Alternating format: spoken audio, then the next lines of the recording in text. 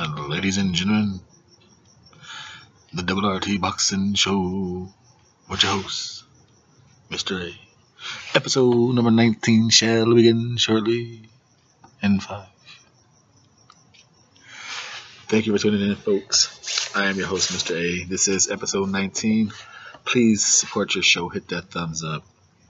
Today's show, we will be going over lightweights. Ryan Martin climbing the rankings. We were going over Loma and Linares. Canelo suspension. March 24th fights. Mikey Garcia. Just boxing talk. That's what we do right here on the Ready. Talk that boxing, baby. Mr. A. Now, starting the show off, we're going to say hit that thumbs up one more time for Ryan Martin. Now, he's coming back from an injury, needing a comeback fight. Now, Martin, like I said, this is a Cleveland, Ohio, U.S. fighter, so I'm trying to give him some shine. And he is ranked pretty high all across the sanctioning bodies. Number 9 for the BC. Where's he at? Number 12 for the WBA. Number 7 for the IBF. And number 6 for the BO. So coming back from an injury, he gets a comeback fight, gets a TKO in the 4th round against Luis Eduardo Flores. Now, this was I'm not sure if this was the first card of that little Tom Lawler's promotion he's doing, 360. It was right there in Avalon. Now, the fighter Flores, he was brought here to lose. Before this fight, he had a no contest against Anthony Peterson. He fought Sammy Valentin. We talked about him during the pilot season. I do remember. Jamal Heron, Reyes Prograis. So he's an opponent. He's a game guy. Gets brought in to be an opponent. Like I said, Ryan Martin did what he's supposed to do. He looked good. Threw his punches sharp. Hit him good. He worked up and down. Controlled gap. His accuracy was on point. Good. Now, like I said, number 12, number 9 in the WBC, and we don't know if Mikey Garcia is going to defend that belt. So that belt might be real interesting. Then you got the WBA for Ryan Martin, Jorge Linares or Loma. Then you got the WBO. Who is the WBO champion for the 135? Oh, Raymond Beltran. Raymond Beltran out there. Number 6, Ryan Martin. So that might be interesting. If Lomachenko don't get his hands on that first, and Robert Easter Jr. is out here looking for a match. And like I said, Ryan Martin was number 7 in the Easter lane. So he might. Oh, but Easter got that. Remember, folks, Easter got that. I think Comey. Yeah, that Comey got himself a victory and got that mandatory rematch coming soon. So Easter got himself maybe a possible Comey opponent, and if he wins, and not a unification after that, he could see Ryan Martin. So it was a good comeback fight tonight for Ryan Martin. Today is the March 27th, Tuesday. So Ryan Martin had himself a good comeback fight victory. Now, speaking of Mikey Garcia and the WBC, who knows what they're going to do with him, considering he is the IBF champion. And he had wanted to fight he wanted to fight Jorge Linares. But Jorge Linares got swept from under his rugs by Lomachenko. Now, that fight is a very interesting fight because up until this moment is when I'm really starting to hear like, oh, Jorge Linares is good, but he ain't got it no more, you know, because everyone always calls Linares, you know, good, battle tested. He fights, he's a scrap. But now I'm starting to hear slowly some boxing talk people saying Linares is good, but he cuts and he's gonna get hit.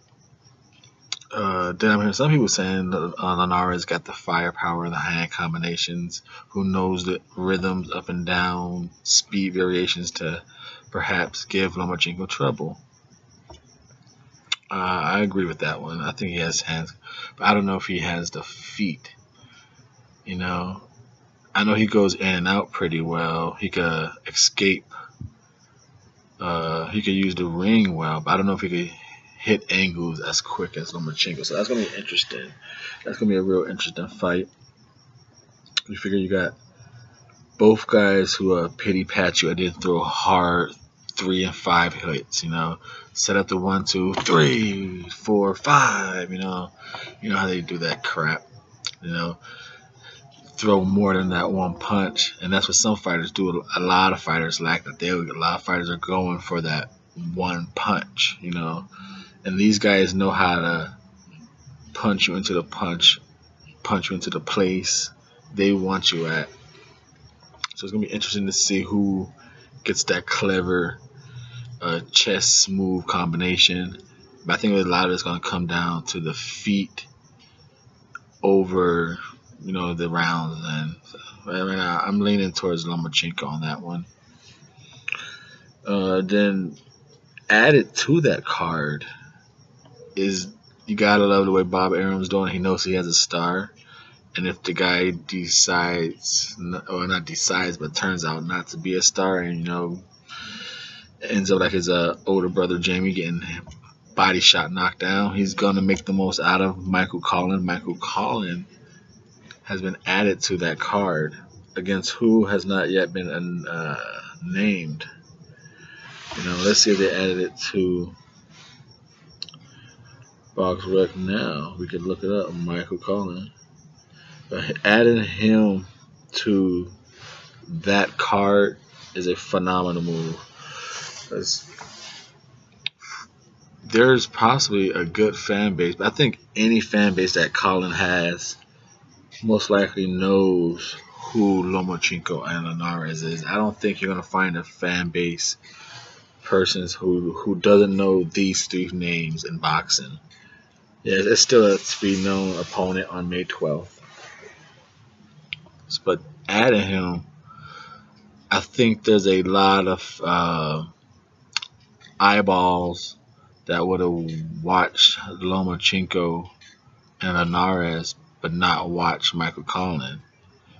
And seeing what they did with Michael Collin last time, I don't think they'll make him a special feature main event again, not against Linares and Loma. Especially with it being a cross promotion, Golden Boy and Top Rank. I don't think Golden Boy, I'd be surprised if Golden Boy, what do you think? Do you think Golden Boy would be like, okay, yeah, go ahead and make Michael Collin the special main event? Or Golden Boy's like, nah, our fighter's in the main event. That's very interesting. But that's what happened to Mikey Garcia. He got his Linares match swept out from under him, and now Mikey Garcia decides to stay at the super lightweight. It's 140, and he has been mandated to fight Ivan Baranchyk, who just recently defeated Peter Petrov in a very eye-capturing way. You know, power shots. Even though Peter came off like a 10 days notice or something like that, he took it. It's a well resume, grained guy in the game. You know, he's no slouch opponent, and even though Baranchyk was just dropping him, I forgot how that fight ended. If it was a knockout, I think the fight referee stopped it at some point. You know, but what Peter did show what Baranchyk was about was the guy throws hard combinations. You know. But it's not really common. Maybe like a 1-2, and then what he is throwing inside is up to a 3, but it's hard. It's nothing's like a fill out. He's not spending much time to fill you out. So that he was ranked number 4 going into that fight. He was supposed to fight number 3, Anthony Yiggett. But Yiggett pulled out at the last minute for injury, I believe it was, which was surprising because I thought Yiggett was going to be some real problems for Ivan with the movement. Like I said, Ivan's about power and like low number combinations. And I thought Yiggett's movement was going to kind of hamper that. But being that Peter Petrov was a fill-in, it allowed that to go right into Ivan's wheelhouse, kind of a stationary fighter, and he was able to work what he does best, his power shots. Now, will he be able to do that against Mikey Garcia? I don't believe so, but it'd be a good displaying of Mikey Garcia's skills. A good chin if he could take these guys' shots. Like I said, this guy might not be as good as Mikey, but the dude hits hard, and Mikey is coming up in weight. So, like I said, that always plays a factor. You know, strength and power against a good small guy, a powerful big guy. Considering Ivan is the natural guy, Mikey's definitely Mikey's always going to have to respect all these fighters' power now. He's the smaller guy, and Ivan definitely will bring some power and some aggression to this fight. And it'd be interesting to see if Mikey, uses the words of Andre Ward. This type of fighter, these power fighters, you take it to them. You don't be there at the edge of their power shot. You go in and smother. So it'd be interesting to see if Mikey Garcia uses that good old boxer, because we all think Mikey Garcia is a nice boxer. Whenever Mikey Garcia is brought up, you go, oh, good fundamentals. Good. Will he use a rangy fundamental, play the gap game on Ivan, make the power guy overswing, play the gaps, counter him? Take a decent hook to the body here and there. Might do the 1-2, what he did to Sergey, the overhand right 1-2. Or will he find the pressure of Ivan a little too much and the power too much out there, too much of a risk out there, and just come inside and just smother him and beat the body down? I haven't seen Ivan tested too much in the inside game. I've seen him dropped on some punches because he's caught at the right time or off balance. But I've never seen Ivan, no one take the fight to Ivan. They just kind of gunsling with him and catch him at the right time. So I'm very interested in that mandate. I know it's not getting the best feedback from the crowd, the fans of boxing. Some people want Mikey Garcia to fight the unification with Robert Easter.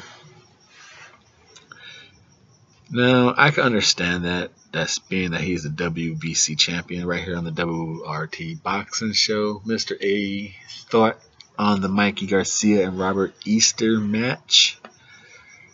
I'm gonna say this only because Mikey Garcia was smart enough to say it openly in public. I want big money legacy type fights. He said it in interviews, so that's why I don't fault him for not caring to have this Easter fight. Easter is a champion, yes, I get that. Fighting him would give him 2 belts, yes, but he went up and got a Lipinets, a 4th division belt, maybe around the same money. And he could also, considering the There's a Jose Ramirez is the champion now. Relic has been mandated to fight Chernovsky. In the WBO title, Flanagan the Hooker is coming up in June. I think it got pushed back to. Why can't he stay there and just get that undisputed class? Because who's at 135 now? You got Linares, Easter, Lomachenko, Beltran, and him. At 135, got some pretty good killers out there. They got some powerhouses. Like I said, and at 140, without Crawford, these guys might be bigger than him, but talent-wise, the only fight out here, I think, let's see, real tight for Mikey Garcia. Like I said, this is why I know it's a Mr. Thoughts on the Easter and Garcia matchup, but we'll stick to this real fast. WBC, I only see him. I don't think it'll be much of a threat, but I like number 11, Muhammad Mumoon. I think he could use the ring real fast. I mean, real good with his leg movement. I don't think he might have the pop. I think Mikey Garcia should beat him, but it'll be interesting. You got number 6, Figueroa. That'd be just a nice squab. But then the only real threat in here, people, maybe Progress number 2 is making some noise, you know. But to me, the only real thing in here I want to see Mikey Garcia, who might give him a run for his money, is number 5, Josh Taylor. Josh Taylor. Jose Ramirez, he'll be game, the champion. He's going to bring the game. He's going to bring punches. But I think the only one at 140, period, is probably Josh Taylor. I think he should run this division pretty soon if it's not for Mikey Garcia. Now, as for Robert Easter, why wouldn't he want Mikey Garcia? We could just start off the top. It's a unification.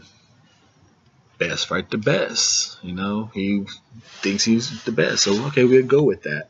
You know, right here on Double RT Boxing, I feel, your host, Mr.A, thumbs up for supporting your show. I feel he lost 2 of his last 3 fights. You know, no, I say he beat Comey. Just so I could understand why people think, but I thought he lost Javier Fortuna. He beat Dennis easily.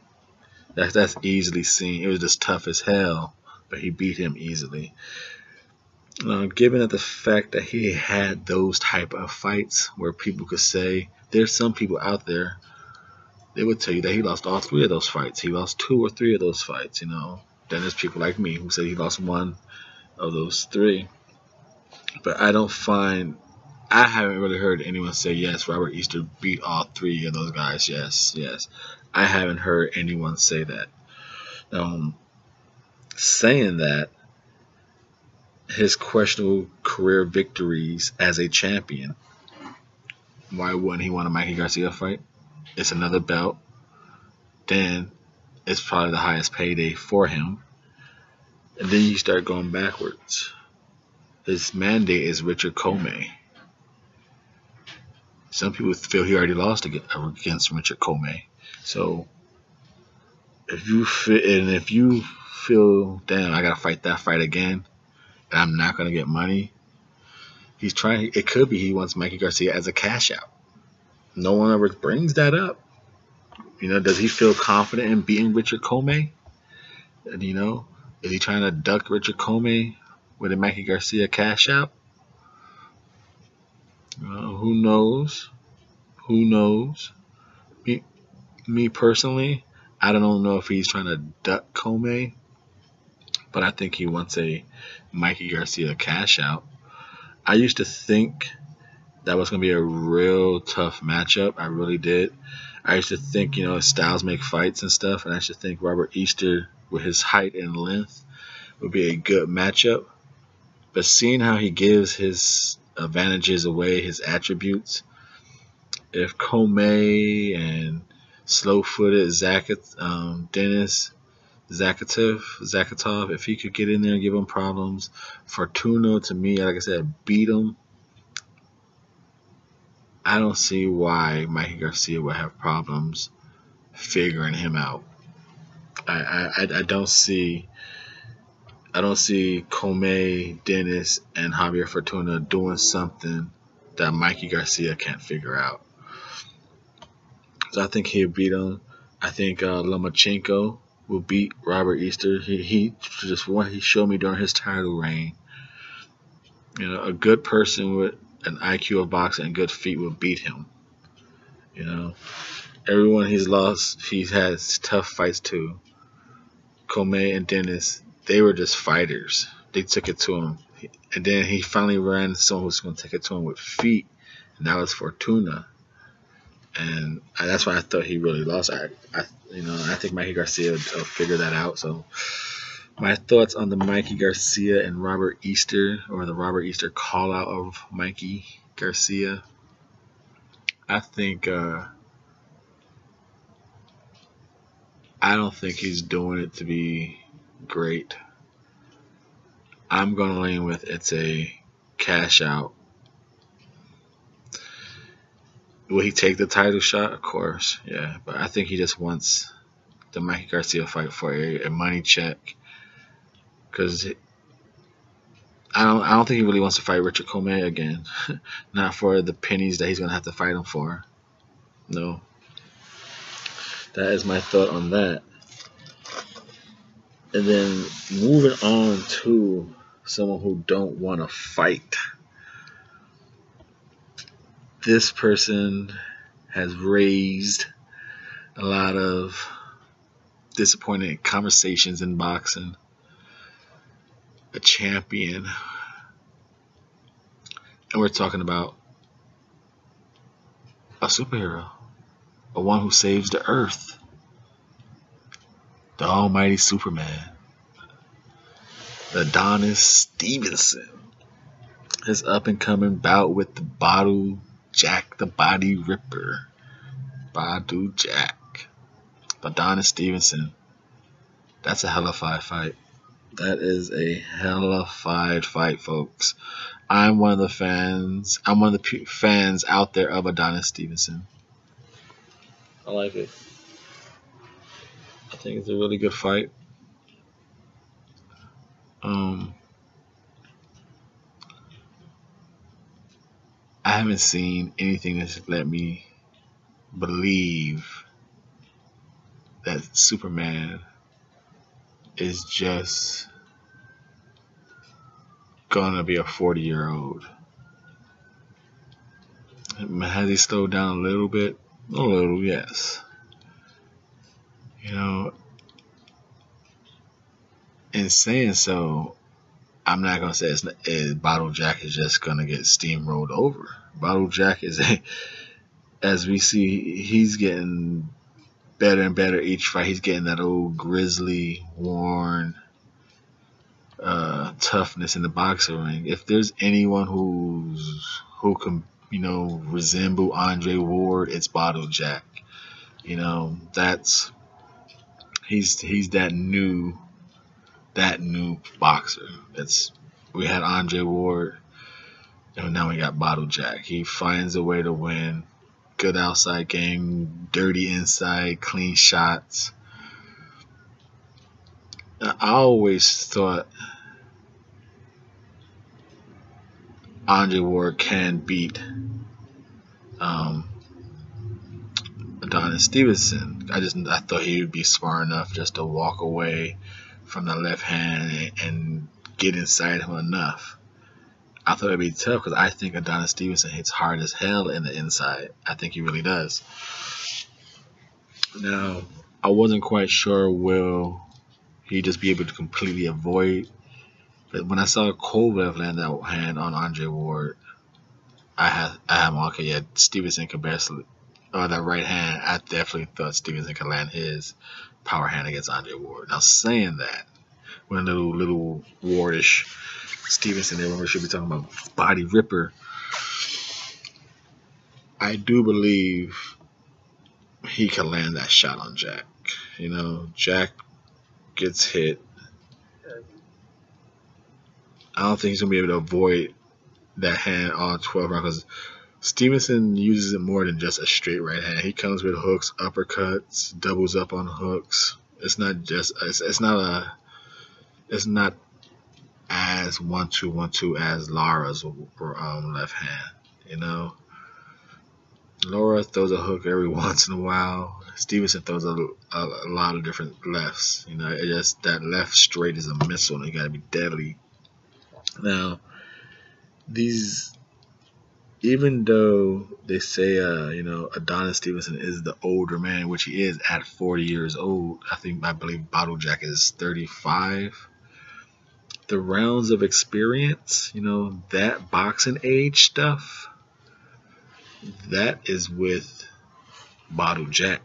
He has 147 rounds against 131 rounds against Stevenson. It's pretty surprised, you know. I was quite shocked on that one. But the power, you gotta remember, Baranchyk is coming up.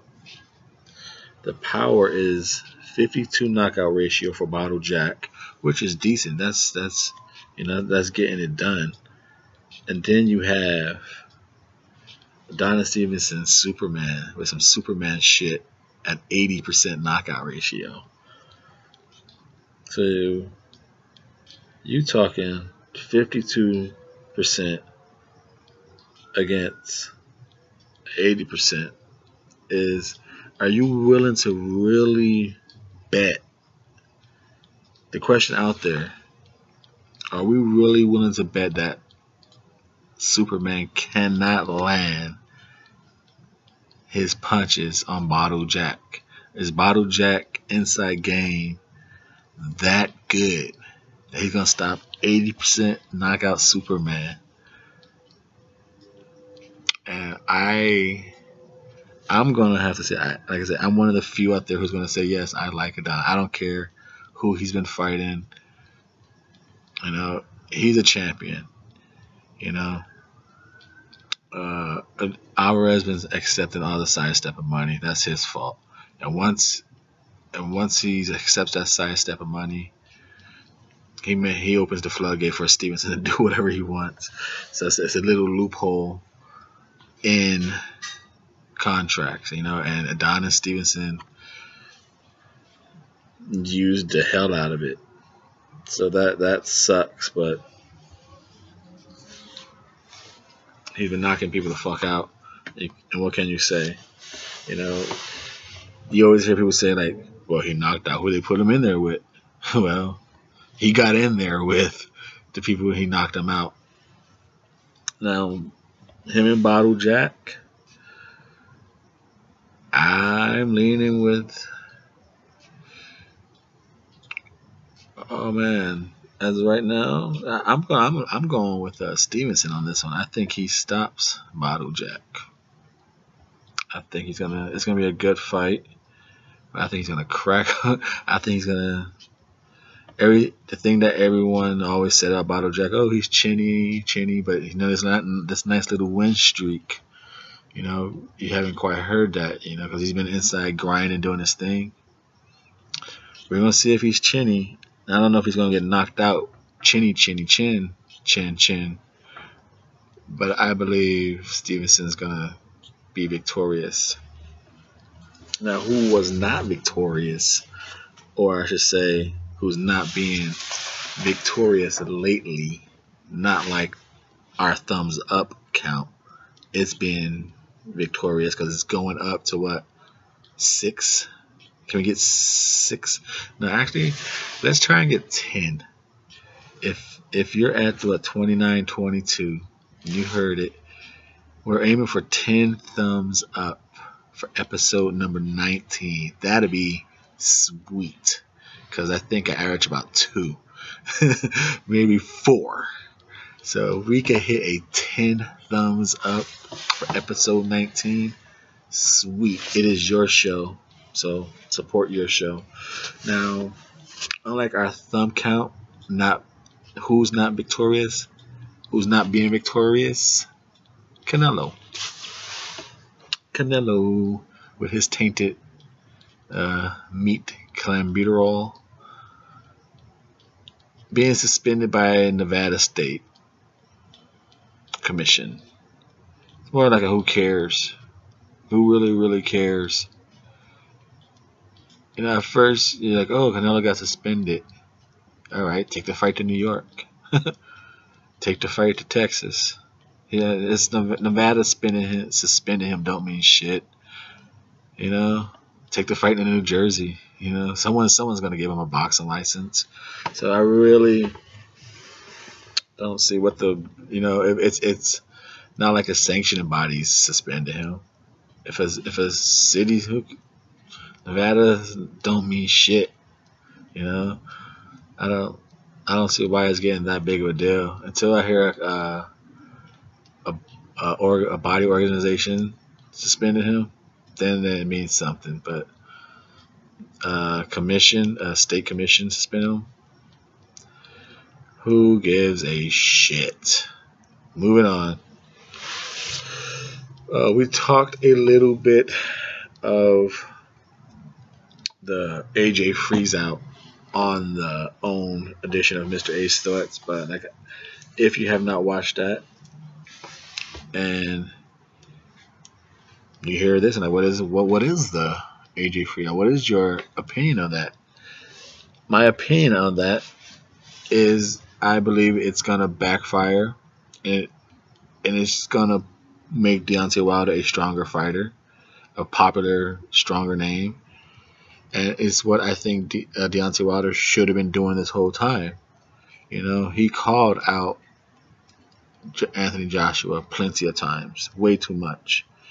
Way too much for a champion to call out another champion and not get a response that I'm going to fight you. If you call him out, I mean, forget it. Forget it. Fight whoever the hell you want to fight in your WBC ranking. You are a champion. If that champion don't want to fight you, there's gonna be other people that want a belt. If he has 3 or Parker has 3, I think Parker will fight. I think he's game enough to fight quick. But if AJ doesn't want to fight him, all those other opponents who's trying to get a WBO belt, IBF belt, someone's gonna want a WBC shot. You know, either the money or not. If no one wants their shot, then the whole damn division is going to look like, hey, you know, we don't want Wilder. And it's going to make AJ's plan just backfire. You freeze him out. No one's trying to fight him. Is it really that he brings that type of poor money that no one wants to fight him? Or no one just, that's a belt. No one wants to fight him. He's poor technique, poor money, but no one wants that belt. So it's gonna show exactly what Deontay Wilder's about, and then on top of that, it gets his own career, you know, really special. Like I said, you get the on one side of it, you get the side that no one wants to. If this happens, if no one wants to fight him, then it's like, okay, AJ, you know, you got you and the whole division don't want to fight this bad technique guy. Why? But the thing it really helps is, fuck it. You're still a champion. Go for that 50-0. You know, if you mentioned it and if it's the number to rock, you're a heavyweight champion guy who's knocking out everyone, and you need a legacy builder. You know, because right now you're a champion who's knocking out everyone, but as of right now, everyone is going to say who'd you knock out. Fair enough point, but right now you're 40-0. You need 11 more victories to just break the record. And if you take 11 victories with top 15 opponents, that'll be a nice 11 fight streak. So your first 40 will be forgotten if you finish it with a nice 11 fight top 15 opponents, knocking them out as well. So Wilder, that's my opinion on the AJ freeze out. Moving on. So like I said, that was just a quick cover up, a recap of that for other Mr.A's thoughts. So we did the suspension of Canelo. We did the AJ freeze out, and we will finish the show with a brief follow up of the March 24th. Considering we just talked about Wilder and AJ, it is now the hot topic for Deontay Wilder and Anthony Joshua has been turned into a three-way dance again by the victorious, like our thumbs up count, Dillian Whyte, with that devastating 6-round knockout of Lucas Browne. And it still amazes me that fighters, with the opportunity given to them, come in shape like that to a big opportunity. So Lucas Browne got knocked out bad by Dillian Whyte. And now everyone's saying Dillian Whyte should fight Deontay Wilder. He is number 1 ranked by the WBC. And then also the name that's being mentioned is Dominic Breazeale. I briefly went over this as well. And my opinion on that is, as of now, as of what I've seen, and like I said, Dillian Whyte is gonna get that shot. He's a WBC silver champion. If he doesn't get that shot, Dillian Whyte is gonna get the shot at Deontay Wilder in the next 3 fights. It's either he's gonna get it next, because the next fight is a mandatory. It's a mandatory fight. And if you remember, Breazeale fought Uga for a mandatory slot. And that's when they're going back and forth, and finally the Breazeale stopped them. And people are wondering, how can Dillian Whyte be number 1 and not ranked? Not get the shot. And my opinion and what I think it is on that is that Dillian Whyte has not been looking. I'm trying to get this information up here, and I'm just all over the place. But Dillian Whyte has not been looking impressive. Like I said, he's been climbing the rankings, and along the way climbing the rankings, he grabbed that WBC silver against Robert Helenius. So even though that was a poor performance, it was a poor performance. It was a poor performance by Dillian Whyte. Now, if you really go into, like I said, Breazeale's career is not a heavy hitter himself, but after the Joshua loss, he fought Baranchyk, David Allen, Lewison, the famous Derek Chisora fight. And then, if you like to say, I'm only going to bring this because the example that Eddie Hearn used for Deontay Wilder was to build his fan base up, build his UK name up, build it up. Dillian Whyte, his name ain't really good here. That's until this Lucas Browne. But overall, even if it just after the Chisora fight, people say he won, people say he lost. He went on to fight Michael Tan in his U.S. debut. Old Malcolm Tan, wasn't a good showing. Followed it up by Helenius. Got that WB silver, but it just wasn't. It was a nice softball for Lucas Browne, and yes, Helenius made it hard to look good, but Lucas Browne was sloppy, swinging shots. And me personally, I think Dominic Breazeale would have finished Robert Helenius that night. And then he fights Lucas Browne. He looked good. He finished the show.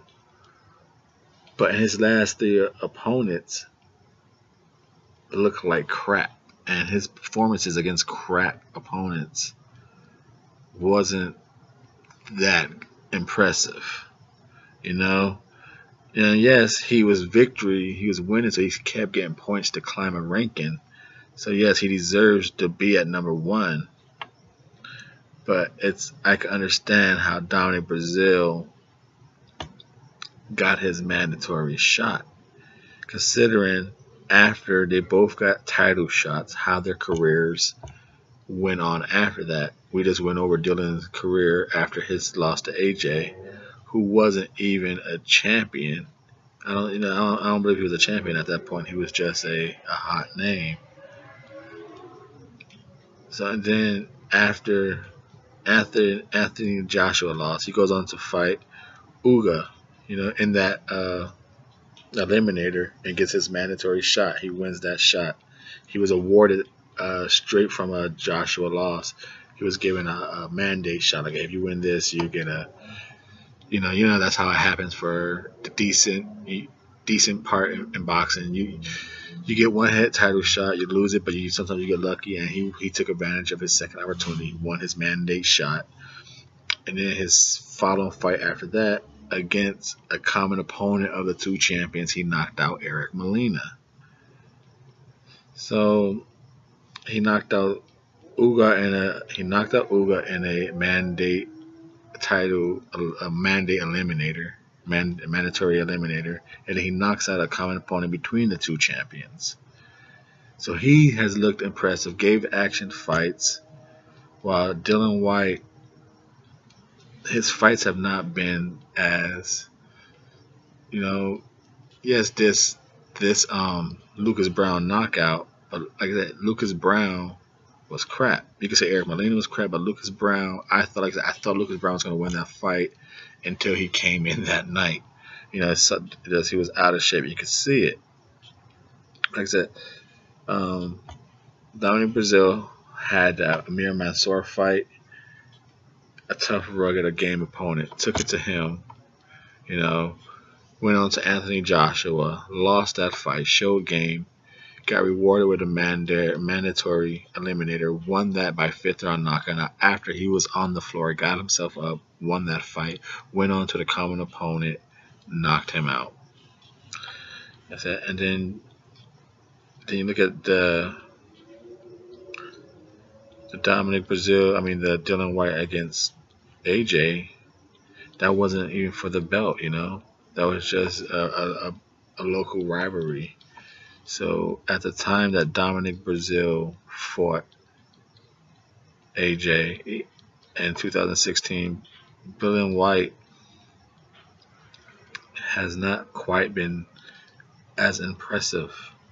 He's fought Buakrani, Allen, Lewinson, Shishora, Tan, Helenis, and then now Brown. He fought more, but he's only ranked one spot. Well, he's ranked number 1, and Dominic is number 2. But you look at all those people he's fighting, but who are they? Who are they? You know what I'm saying? So I think Dylan White he's got enough fights to got the points to get ranked. He has a good promoter and Eddie Hearn to keep him out there. He has that fight with Joshua.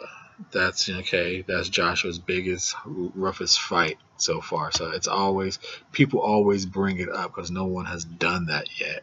Has done it again. At least took in the fight too. Maybe Parker do it. So Dylan White is living off losing roughly in a rough fight tactics against Joshua. But since then, he had a rough fight against Chisora, which was a very sloppy back and forth fight. He has a mouth. He swings hard as hell. He will hurt you, as proven against Lucas Brown. But I believe I'm rolling with next. I want to see Deontay Wilder versus Dominic Breazeale. I really want to see that fight. I'd rather see that fight. Breazeale to me is a better finisher. He's more accurate with his shots. He's the taller man. I believe he's I don't know if he's a better boxer. White has some good speed, some good hands, a good jab. They both got good jabs, but you got the same height in Brazil, a good finisher. You got the outside beef, and it's some nice heavyweight build-up. So I'm down for Wilder and Brazil all day as the next fight. Hopefully I get to see that if there's no unification. I want Dominic Brazil and I already forgot his name. Dominic and Deontay Wilder. Forgot the champ's name. Now, if we can't get that, who is out there for the WBC? I went over it before, but before we end the show, let's just see what is out there. 15 on up. This should be somewhat fairly recent. We got Bermain Stavern, Derek Chisora, Lucas Brown coming in at 13, Takam at 12, Oscar Rivas at 11. Those people, Takam is famous for losing against Parker and Joshua. Okay, let's put him in the ring with Wilder. It's like, we'll take it. He'll take the fight, but sometimes you gotta fight that person, cause the people know him. Like, for instance, number 12, Carlos Takam, or number 10, Agate Kabali. I like Kabali, but what name is going to attract worldwide acceptance? Takam. He showed an okay performance against Joshua on a last minute replacement. He was in the ring with Parker. Kabali, he upsetted Chisora for the European heavyweight champion. So I would like to see Kabali. I think he has a good movement.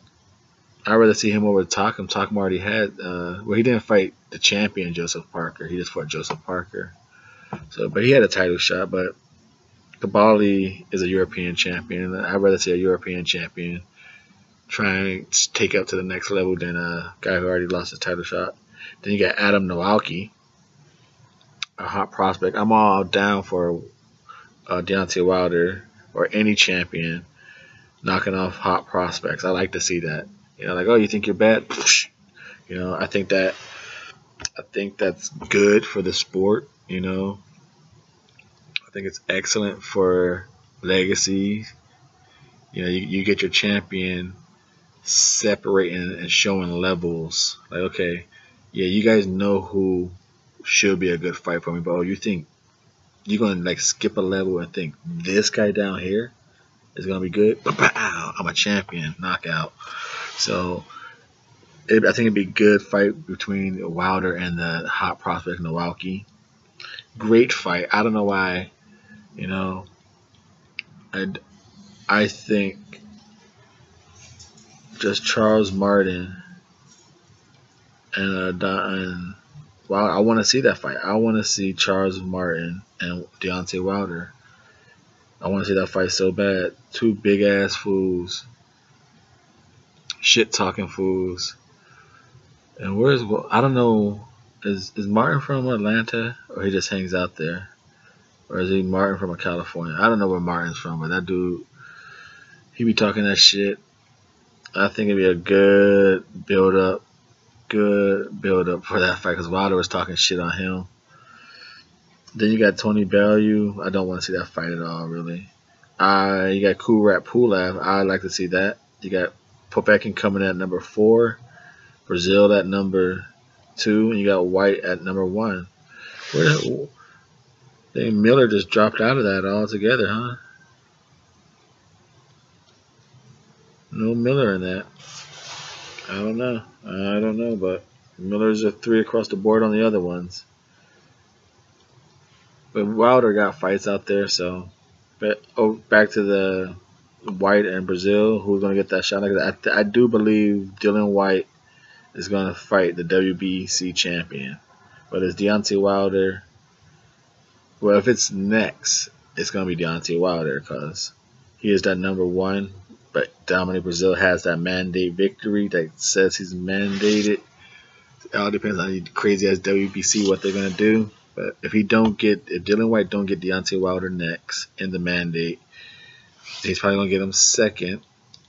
If AJ doesn't by then fight him, that'd be that voluntary, and then it'll be the third one. By that time, I think they will mandate the fight between Dylan White and him.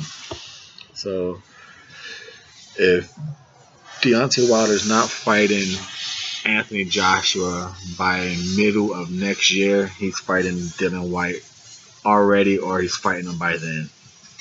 Because I think Deontay's next 3 fights are going to be Dominic Breazeale,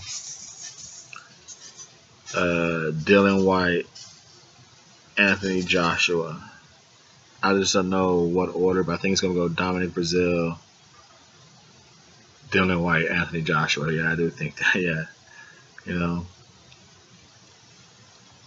But if it doesn't happen that way, the fights I would like to see Deontay Wilder in without the Anthony Joshua, I would like to see Deontay Wilder I would like to see him from here finish. He could get 2 fights for the rest of the year. He could get squeezed in 2 fights, one in June, one in June, July, maybe August, and then one at the end of the year. So I would like to, if he could finish the year off with maybe, these are the fights without a Joshua fight. I would like to see him get a Breazeale fight and then close the year off with a Charles Martin. I would like to see that. You know? But I could take a Dylan White fight before a Charles Martin. I could take that. Dylan White is a good fighter. It'd be interesting. Real interesting. I think he knocks. The good question is, who in the WBC right now I think could beat Deontay Wilder? That's a very good question. Because obviously a person with a nice jab can give Deontay Wilder problems. And Dominic Breazeale does have a nice jab. So it's interesting. People who I think are underestimating what Dominic Breazeale can do in a fight against Deontay Wilder. Duhaupas showed he had a jab that trebled Deontay. White possibly could do it with a jab and a hard-ass left-hand hook swinging behind that.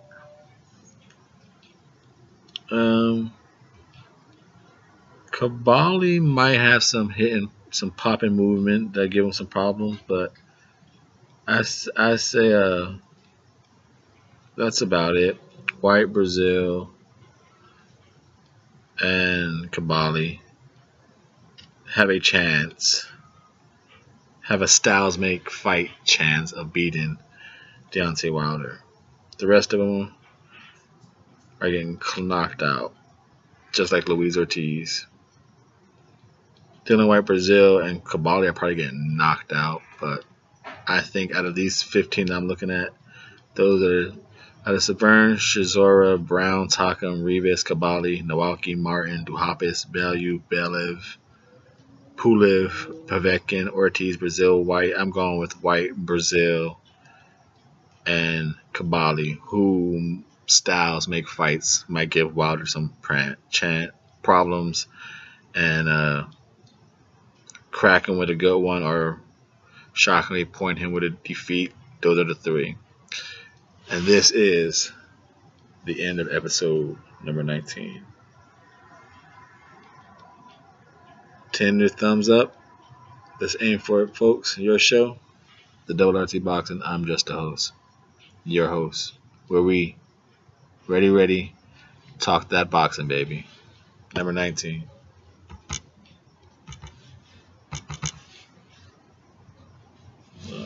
Yeah.